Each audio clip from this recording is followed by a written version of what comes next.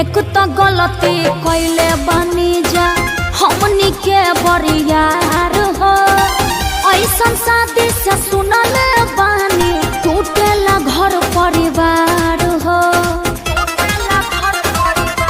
पिताजी एको थप्पड़ न मारी है घरे चल प्यार बड़ी करी है। ओहि जा होत का बापा कर सही ले हो।